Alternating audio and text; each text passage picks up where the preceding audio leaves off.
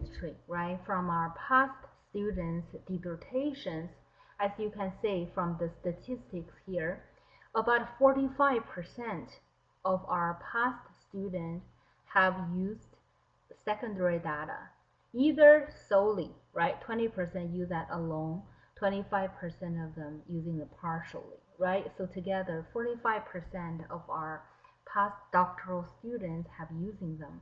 So we can say that a fairly large percent of our students who are interested in using those data sets. Okay, then what are exactly the advantages? So the next two bullet point is from the IRB concerns, okay, or from ethical issues, okay. So since you are using secondary data, which the data have already been collected by other researchers or will be, right? So in this case, you as a researcher, you do not directly have interaction with human subjects, okay? So by doing that, that really reduces the conflict of interest and minimize the risk taken when conducting a study, okay? So from IRB's perspective, that will have a less concerns there, okay? So also cost. Since you don't need to go out to collect your own data, you will save time and money in collecting them, right? So cost is an issue. And also, very importantly, access is a big issue for us, okay? There are many data sets that are not acceptable from individual researchers, okay? So as an individual researcher, for example, if you are going to collect some personal health information, okay, or you want to collect data on the crime information, those information are not easily to be collected by individual researchers, okay? But however, if those data sets already existing, then why don't we use them, right? So that's also a big help there for us. For some the large data sets, okay, collected by the government or by the state agencies, that can contain over tens of thousands of records, okay? So a large sample size is definitely another big consideration for us, okay? So for quantitative study, large sample size really has a big benefit, right? So it may present the population you want to study better. Okay, so that's another big reason why we want to do that, right? One of the joke I often are referring to this point is, for example, if I am interested in study 8th graders in the country, right? So we have 3 million of them. So if I myself going to collect that data, right, to going to knock on everyone's door, maybe when the time I'm done, those students are already 30 years old, right? So it's just not possible for me to collect that much large number of individuals, okay? However, the state government or the agencies, they have the funding, the resources to collect them for us, okay? So all of those are really the big benefits. If there's the data available, that will be very good for us to using them, okay? Now, knowing all of the advantages in using them, right, there are also some challenges, okay, in using them. So you only choose to use them when there's a match between the data and your research questions, okay? For those of us who are really interested in using a secondary data set, the matching issue is a big issue for us, okay? That's the data collected, right, by others, maybe for other purposes. Do they match our research questions? If I have a research question, do the dataset measure all of the variables in my research question, right? So this is a big issue for us, okay? So sometimes if the data can be generated as a part of the standard procedure, that's also be very helpful, okay? For example, I know some of you may be interested in using academic assessment data, okay? Those data may be routinely collected, okay, in a school system. So this way, those kind of data sets maybe is good for us to use as well, okay? So the last point is, it really depends on your study, depends on your questions, okay? You may only use secondary data as your only data sources for your research, or alternatively, on top of the secondary data, you may collect some data on your own, okay, as a supplement to answer other questions. That is also possible as well, okay? Okay, so as we know, this presentation focuses on the quantitative studies only, right? Okay, so however, this is like just a reminder that there are also secondary data that can be used in qualitative studies as well, okay? Then what kind of examples could be the transcripts? If someone take a field notes by conducting observations, the notes, the recordings could be part of the resources for qualitative study as well, okay? But on the quantitative side, okay, so this data give us an overview of the common types of quantitative and qualitative secondary data that are collected for different purposes, okay? For example, are the data collected for research purpose or for non-research purpose, okay? Regarding the differences of them, I'm going to talk about it in more detail in the following slides, okay? But this table may be helpful for you to take home to take a look, okay? The different types of sources of secondary data for quantitative study. For those of you who may also be interested in qualitative studies using secondary data, this table could be a good reference as well, okay? So now, what are data for research, okay? So this slide is very important because it gives us some points that we need to consider before deciding if this data set is good for us to use, okay? Just remember, we're talking about all the advantages of using a secondary data set. Then the bottom line is the data set should have a good quality, okay? Should contain quality data, okay? So let's take an example. So maybe someday you will chat with your colleagues in an office meeting, right? So in this Carol situation, you may collect some information. However, my question to you is, are they good data resources for your study? What do you think? Okay, think about it. You did not have any plan. You did not have a research question in mind. So you just come out, talk with some of your colleagues, just in chat. Can that data be good data resources for using in a research study? Okay, so I guess most of you will say, no, that's not good data resources. Okay, that is correct. That is not the good data resources. Then what kind of data are good to use for research? Okay, so first of all, you need to make sure a systematic method was or will be used to obtain the data.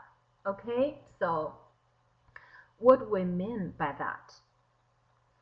Systematic method, okay?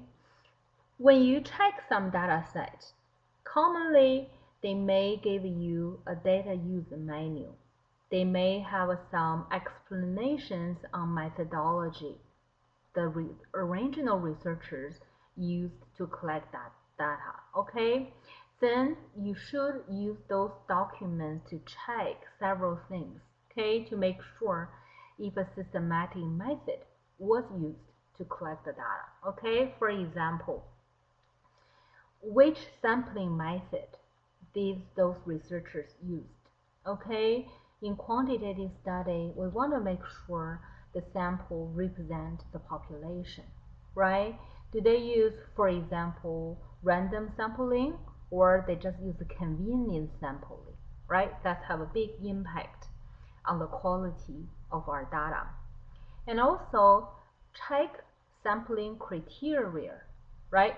So the original researchers, since they conducting the study on their own research questions, right? Then what sampling criteria they used? Okay, for example, the gender, the age, the experiences, all the other criteria they use to decide who will be included in the sample. Okay, that's good information to know. And also instrumentation. Okay, the instrument they use to collect that data, are they valid and reliable? This is important. On top of that, data collection method. Okay, you want to know how did they locate the participants? Okay, what method they use to contact them? Okay, how is the process implemented, the response rate, etc. That's also very important, right? So a study may be well designed, but the response rate is very low, or the people who responded, they're not responded randomly. Okay, so some group more likely to respond than other groups, then there's an issue in the data as well. Okay, so second point we want to say is, did the original researchers evaluate the data? Okay, so many times in order to collect valid data, the original researchers may conducted a pilot study. Okay, I think you may already heard this term before, right? So in a pilot study, the researchers may test the effectiveness of the different data collection method. Okay, so for example, they may want to compare what the differences in terms of the quality of the data they collected by using mail, telephone, or an online survey, right? Those are good to know as well. So during and after the data collection, it's also important for the researchers to check the accuracy of the data. Okay, checking the coding method, make sure no mistake has been taken, right? So those are very important cautions the original researchers should have done in order to evaluate the quality of the data. Okay, so the last point we mentioned earlier, since the original researchers collect data made to answer to address their own research questions. Okay, so in this way, you need to know how they collect each the variable. Okay, take an example. If a researcher is interested to know the trust, okay, the degree of trust of employee displayed towards their organizations, okay, then you want to know how is the trust measured in the data set. Okay, I know sometimes you may think it's a little weird of using secondary data is. Normally, when we're conducting a research, you start with a research problem, purpose statement, research questions, right? So after that, you decide which data set to use, how you're going to collect the data, right? But for secondary data analysis, the process is kind of a little bit opposite, okay? So you probably have to do back and forth in this case to check, okay, how this data set collect my variable. can I use it? Okay, so for those of you may set your mind in using some type of data analysis plan. For example, you say, I want to use a multiple regression analysis. Okay, then in this way, you need to make sure the dependent variable, the original data set collected, is at an interval or ratio level. Okay, so that's really the last point. You really have to think about it. That's another point to consider in terms of if this is a good data for you to conducting your own research. Okay? Okay, so how are data used in doctoral research? Most commonly, okay, when we think about to use secondary data in our research, we're thinking about to use them to address our research questions. Okay, the second bullet point, that's really commonly how we think about it. Okay, but sometimes we may also use them in the background section. Okay, for example, some statistics is important for us to provide. If I'm interested in high school dropout, okay, this is my research topic. Then in the background section, it's always good for me to provide some high school dropout rate, okay, in the nation, in the state, in some specific student population, okay? So that's where you may use it to shape your research question as the background information, okay? Or alternatively, you may use that in your results section, okay? For example, the demographic information you want to use. That's very important as well, okay? So we always want to know what your sample distribution look like, okay? Or alternatively, you could use some open-ended questions in a quantitative study, okay? Again, this is not a mixed method design. Is those kind of open-ended questions, they're not answering your research question, rather to provide some supplemental information. Okay, for example, if I'm interested in the relationship among variables, okay, for example, how much cup of coffee did I drink during the day and how alert I am during my work. Okay, so this is a relationship between two variables. But then I may collect some open-ended questions using these answers to help me to explain the relationship, why the relationship is this way. Okay, so this will be an example. We could use those data for different purposes as well. Okay, so considering what I have discussed so far, there are several things you may want to consider in using a data set. Okay, so here you could ask yourself the following questions. Okay, the first one will be the type of data. Okay, what are the nature of the data being used? Do you want to collect quantitative data or qualitative data, right? We know quantitative data in numbers and qualitative data in words, right? Which type of data do you want to use? The purpose, okay? Are you going to use secondary data as your only sources, or you are going to use that for the complementary for other data as well, okay? And the stata data we was talking about earlier, are the data already existing, or they may be collected at some point in the future, okay? So you maybe use it to address the questions in your study, okay? So that is possible. Now, so we try to distinguish the data designed for different purposes.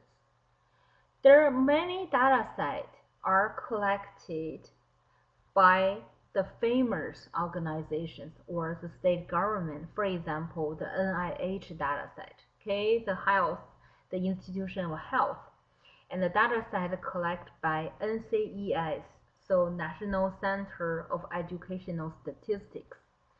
Those large data sets were collected with the purpose to support research, okay?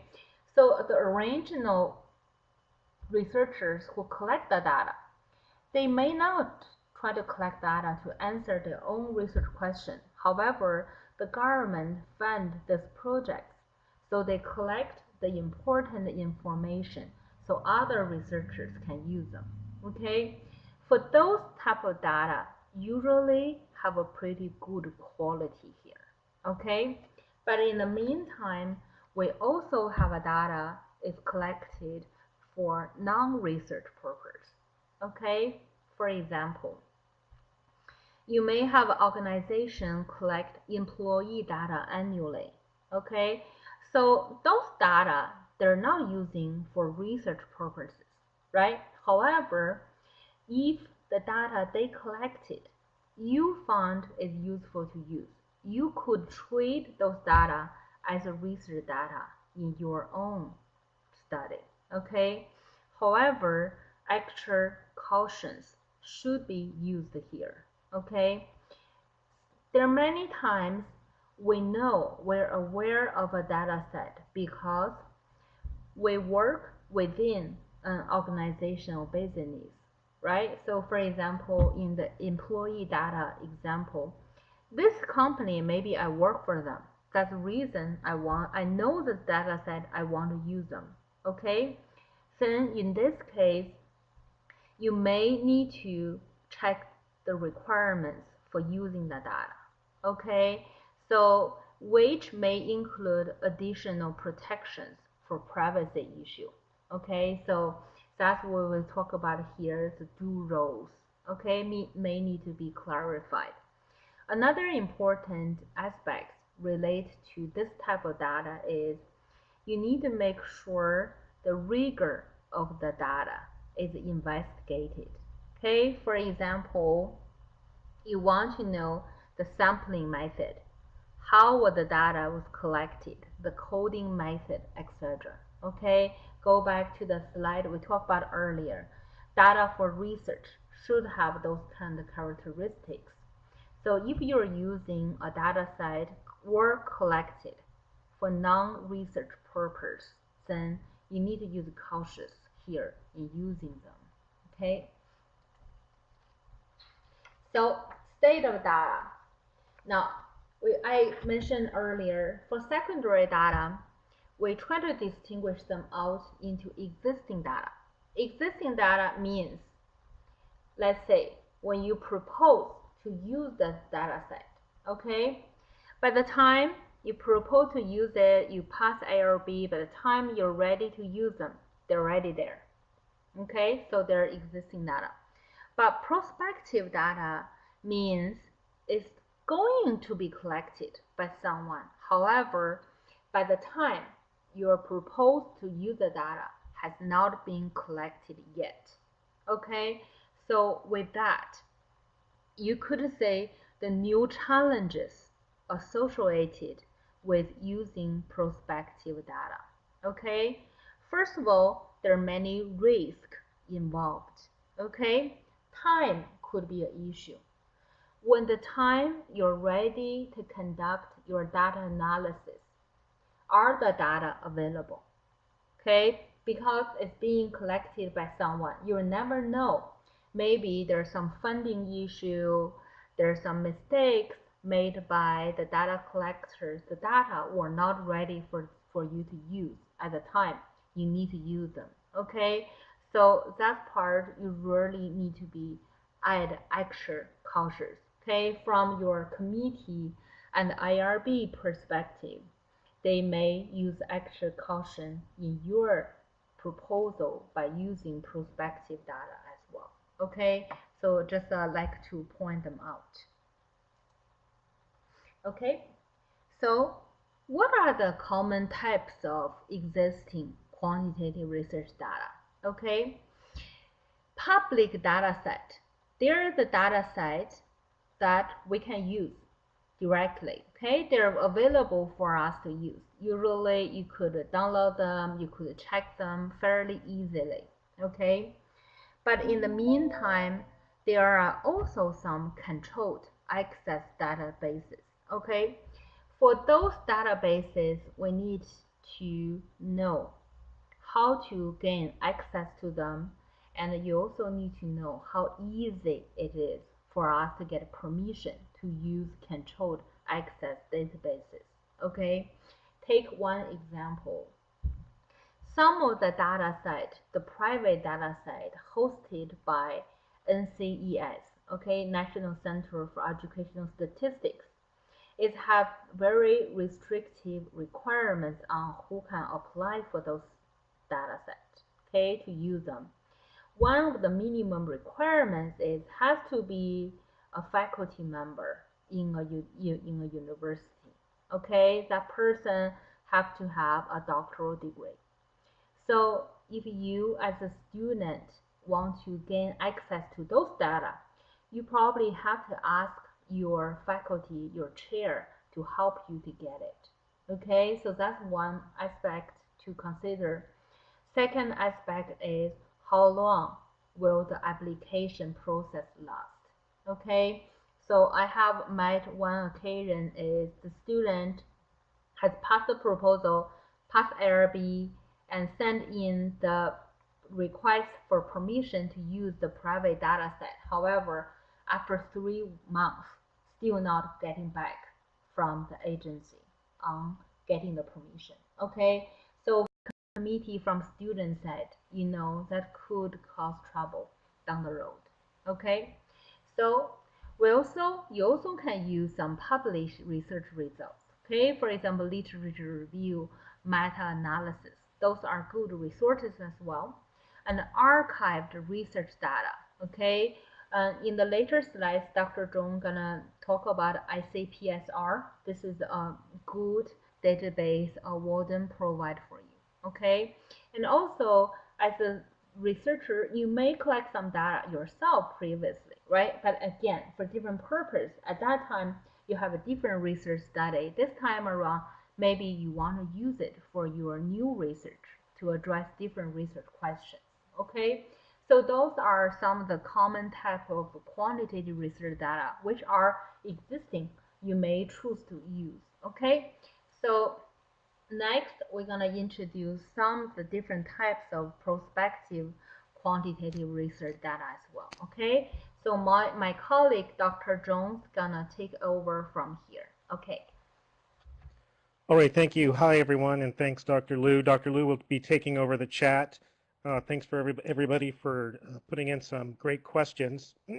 Earlier on, Dr. Liu mentioned some prospective data issues, and it did come up in the chat, and I just wanted to quickly note that there can sometimes be a fine line between what is considered retrospective and what is, or secondary or existing, they're all used here synonymously, and what is prospective data. So if you monitor, hopefully as you will in the future, any sort of research forums, sometimes you'll see this question come up, hey, is my data retrospective or is it prospectus? And really kind of the fine line comes in that some data in our, if we look here in our last bullet point, specifically, that a student is part of a larger research team under the oversight of another organization, and they're collecting some data. So that data may be used for one specific purpose, for the organization's purpose, but the student, as part of their dissertation, might also want to use that data to perform a secondary analysis of a completely separate research question. So in that case, the data becomes prospective in that it is going to be collected in the future, but it also becomes secondary in the sense that it's being collected, but it's going to be used in the future for another reason other than what it was collected for. So that can be kind of the fine line there between prospective data and retrospective data. So Dr. Liu mentioned quite a lot about quality data, making sure that the data, there's a lot of secondary data or existing data out there, but a key point is that you really need to make sure that it's quality data. So I'm going to highlight just a few possible areas where you can look for existing data, and I'll just, for lack of a better term, call these the powerhouses of existing and secondary data. So the first is through the Walden CRQ, Center for Research Quality website. And I'll show you some screenshots of that in just a second. But the link there for the screen on the screen is up, so you could click there, and that links to ICPSR and some social change impact reports, and we'll again go through those here in just a little bit. Also, there's a lot of public data out there as well. So, for example, I put the www.data.gov website up. And several years ago, as part of President Obama's Transparency in Government initiative, required all federal agencies to put up data that, of course, is not classified, confidential, or anything of the sort, so the public has wide access to it. And so you can download a lot of data in multiple formats, Excel, SPSS, and some other formats.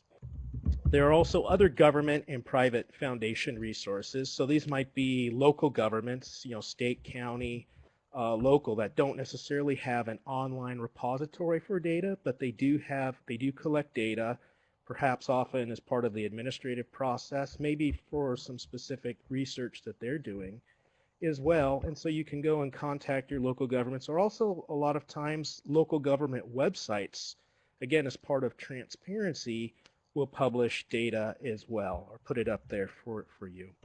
There are also organizational owned data sets. So there are a number of private foundations, private organizations that collect data on all sorts of things, economic indicators. They do their own research, and they have these data sets, but you will have to purchase them. And they range from being relatively cheap, and perhaps there being an academic waiver if you're a student or a faculty researcher, on up to being quite expensive.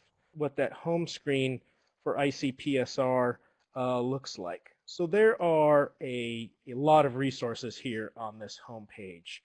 What you're probably most interested in is this first tab right up here, this Find and Analyze Data. And as your cursor is hovering over that Find and Analyze Data here, you'll see kind of a description of what this little tab encompasses. So you could have a couple of options here. You can see there, perhaps not very well because this is a screenshot, but it says a quick search for data. So you could enter something like, I'll just pick off the top of my head, recycling, and click go. And that could bring up all the data sets that the search engine believes encompass recycling for you to search in. Or you could go ahead and just click out here anywhere, or right here on this Find and Analyze Data, and it brings you here to our next page. So still you have the option to go in and type, find data, search it in any manner you wish.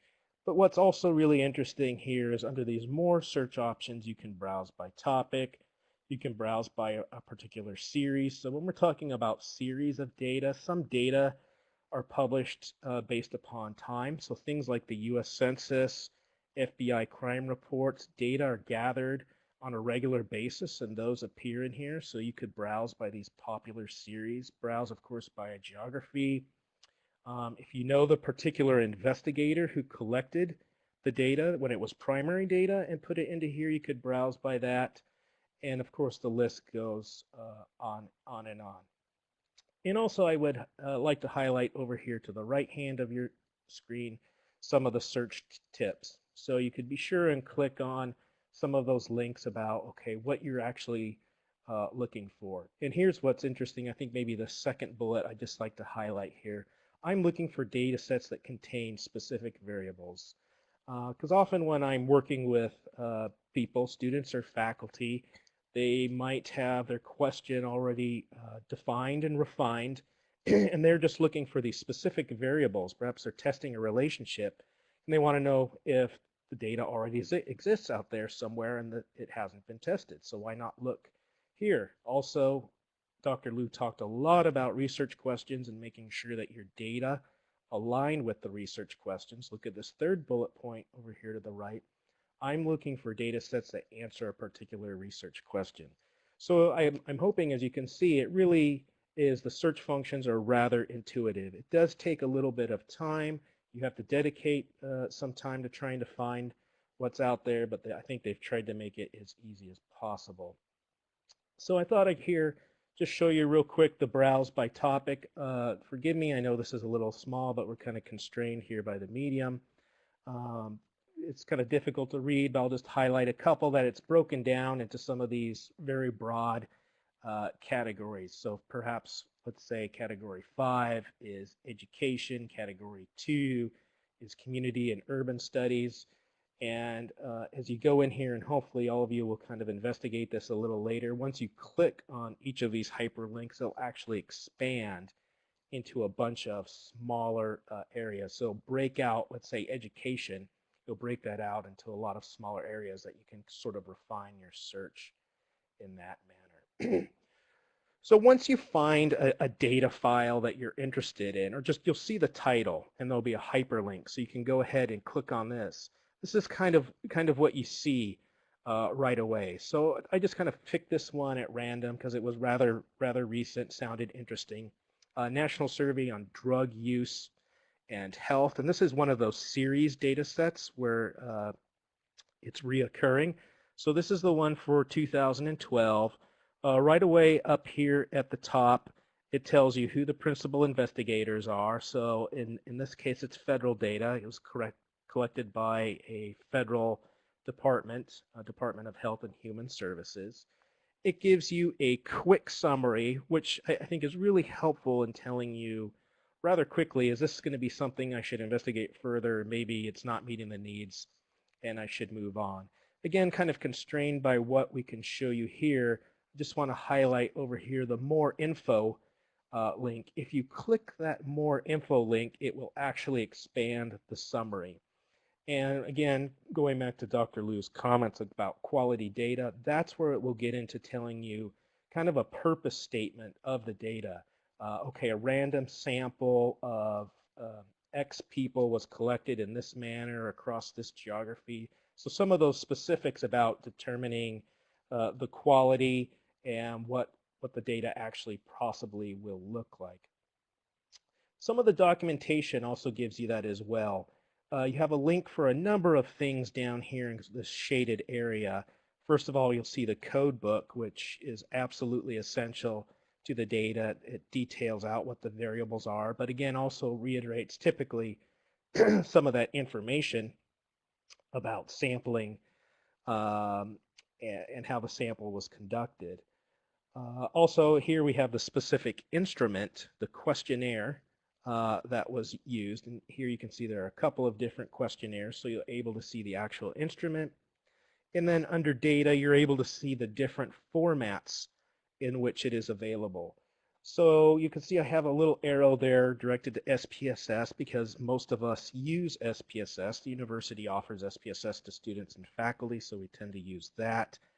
Under this type of file where you see SPSS, it should be a rather easy download, much just like opening a Word document from an email, where you click on that, and if you have your SPSS license active, should open up on your computer without any problem. Some of the older files, I should mention this, you may not see that SPSS, but rather it'll be this little piece down below, SPSS setup. Until a few years ago, most of the SPSS files were like that, and it requires just a little bit of coding to set that up. But most people will probably be using the newer files, and by newer, I'm talking 7 to 8 years, so they should download rather easily in that SPSS piece. Also, for some of the larger, newer data files, you'll see this Analyze Online tab here. You'll see simple crosstabs and frequency and this little piece that says SDA. Those actually will link to a source where you can pull or extract all of that data out and just perform some simple crosstabs, descriptive statistics, confidence intervals. So it lets you play around with the data a little bit even before you download it into SPSS. Also, with some of these larger, newer data sets, you'll see they'll have quick tables. So some of that simple analysis, for lack of a better term, will already be presented to you. So that's sort of interesting. Here's just the home page for the www.data.gov website. And you can see that, again, you have a search function here. And right here it says monthly house price indexes. If you go to the data page, that will actually rotate. And so that's just giving you some ideas. You can type in there anything you want. You'll notice here it says search over 187,000, and I believe that says either 62 or 82 data sets. That changes quite literally on a daily basis, so be sure and check back often. Also, again, you can see you can browse topics, agriculture, business, climate, moving down here, local government, public safety. You get the picture. So a lot of data that's, again, available to you free of charge. So now that we mentioned just a couple of places where you can grab some data, I just want to talk real briefly about controlled access to data sets. So you might find a data set that seems like it's publicly available, but there's some limitation that's been placed on it. So it could be from the federal government, it could be state or local governments. It's eventually you might be able to get your hands on it. There's just might be a little additional process into getting it. So for example, if it's a local government, they might want for you to go through their institutional review board to gain access to it. So sometimes, let me give you just an example. If you're seeking some secondary or existing administrative data that a state Department of Corrections has, they'll of course want you to go through your university IRB first, and then they'll want to see a brief proposal. And each state or local entity has their own requirements, which will go either through their IRB or their research review board, what it might be called. But eventually, once you go through those steps, you'll be able to get to it. It just has some controlled access to it. Part of that might be that it's not directly accessible to graduate students. They might require your committee chair to serve as a principal investigator. Again, that's fairly common. You can, if you have questions, you can always send an email to datasetaccess@Walden to try and get some officials' approval to set up the electronic portal, and also to gain some permission forms required by Walden. Of course, if you are a student and you're looking to gain access to a controlled access data set, your chair is certainly an important part of that. But let me just give you a quick example. This is from ICPSR, which is a restricted data set. So if you did your search, you can see that, okay, something came up. But down here where it says data sets, in the previous example I showed you, you could see all the data formats, SPSS, R, Stata, SAS. Here you see nothing. You just see documentation in the user guide. But what they do for you here is have some access notes, and they highlight in red, one or more files in the study are not available due to special restrictions. And then there's a link for this restrictions note.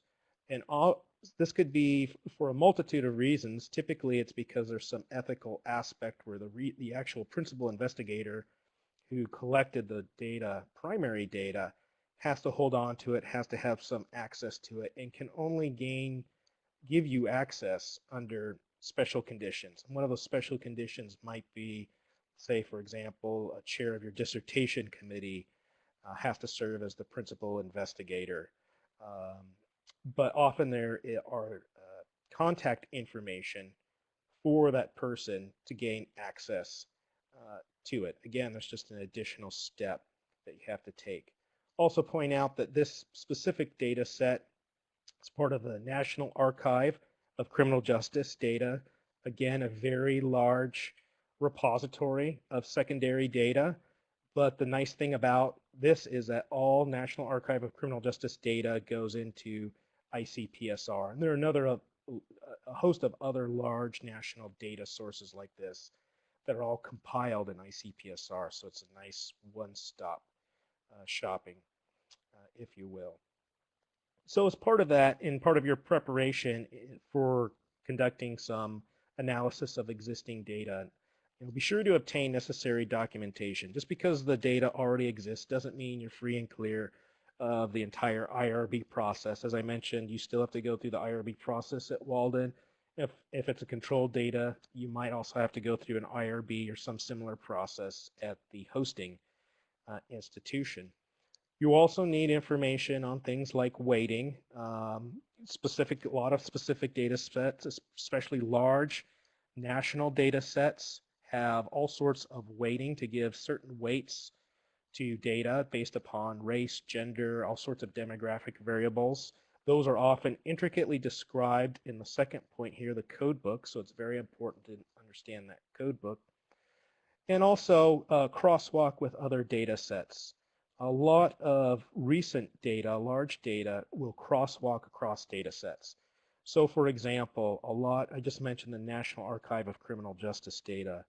A lot of recent data collected by the Department of Justice, specifically Bureau of Justice Statistics, must have a crosswalk code in there where it speaks to other federal data sets, for example, and specifically the U.S. Census. So I could take a case from a Bureau of Justice Statistics data set, whatever that might be, typically a person, and there would be a specific code in there which crosswalks with the U.S. Census, which would tell me everything about where that case, let's say person, resides. So the demographics of that community, so on and so forth. So there are possible challenges that have come up here in the chat box. Missing data. Missing data is a big issue in existing data. It's a big issue in data analysis, period. So always be aware of that. The amount of data that's missing just depends on what specific variables you're looking at, and it varies from data set to data set. One thing to investigate as part of missing data is potential bias. So are data missing specifically, or are they completely random, or is there something systematic going on there? If there's something systematic, let's say one race or one gender has significantly more data missing than another, there could be some bias present in your data set. When you're constructing variables off the measures in existing data sets, you have to rely on other researchers and how they measured it in their instruments. So sometimes you have to use proxy measures because you're just stuck with the data you have. And that's not necessarily an issue, you just need to be transparent about it. Sometimes the data collection process can be unknown. Dr. Liu, I think, touched on that quite a bit. It's one of the benefits of getting data through ICPSR, let's say, because it's typically rather clear and very specific about the data collection process. If you're getting some local government data that's administrative data, the collection process may or may not be that clear. The data specifically may not be a perfect fit for your research questions. So sometimes you see people changing their research questions just a little bit because the existing data doesn't fit the research question they intended to ask, but it's pretty close. And so there's a slight tweaking of the research question. And sometimes, not all the time, missing data can be complicated to use. So if there are things like multiple waves, like a time series, different sampling issues, weighting, imputation, which deals with missing data and how specifically to deal with the missing data, there can add a level of complication. But I certainly don't want to make everyone feel like it is too complicated to use. Again, that could be an issue. It could not. It's just something to be aware of.